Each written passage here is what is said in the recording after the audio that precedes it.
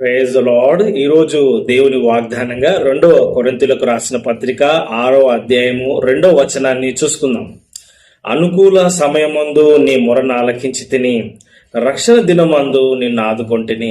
దేవునికి స్తోత్రం, మహిమ కలుగును గాక.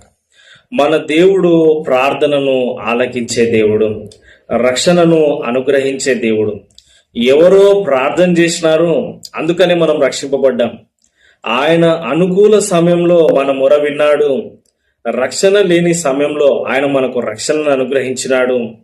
మరి నీవు ఎవరికైతే కోసమైతే ప్రార్థన చేస్తా ఉన్నావో వారికి దేవుడు రక్షణను అనుగ్రహిస్తాడు.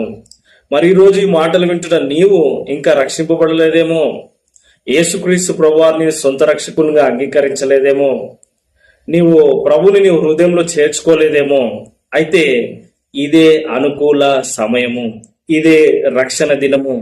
నేడే, ఈరోజే, ఇప్పుడే నీవు ప్రభువును అంగీకరించినట్లయితే, యేసయ్యా నీవు నా హృదయంలో ఉండు తండ్రి అని నువ్వు అడిగినట్లయితే, ప్రభు నిన్ను దర్శిస్తాడు, నీలో ఉంటాడు, నిన్ను నడిపిస్తాడు. హల్లెలూయా.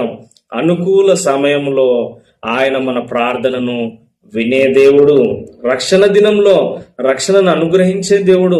యేసుక్రీస్తు ప్రభువారు ఈ లోకానికి వచ్చింది అందుకని మనుషులందరినీ